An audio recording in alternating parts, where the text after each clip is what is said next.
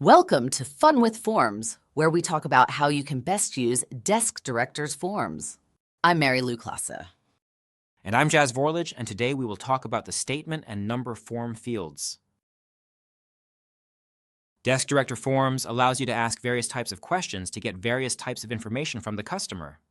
These question types are called form fields, and you can use them to customize and tailor your service request forms to fit your business needs.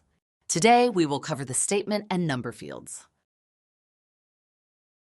The statement field is read-only and allows the form maker to impart information onto the customer, the form taker. This is useful in situations where the tech organization wants to direct the customer to a link where that would help them solve their issue. This is especially useful when using Markdown. For example, you can display hyperlinks to helpful videos or other resources. The number field allows the tech organization to retrieve information from the user that is numerical.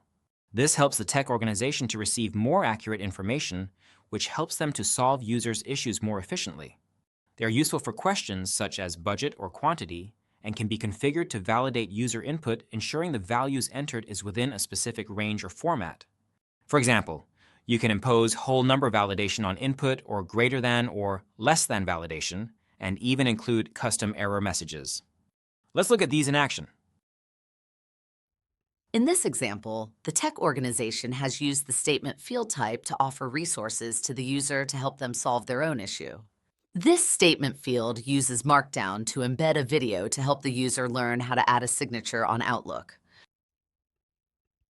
The number field can be used by users to tell the tech organization their budget for replacing an item they need. Note that different types of validations can be added. For example, limiting valid answers to only whole numbers. And if the user enters a number that fails to meet the validation set by the tech organization can input custom error messages to direct the user to input something valid.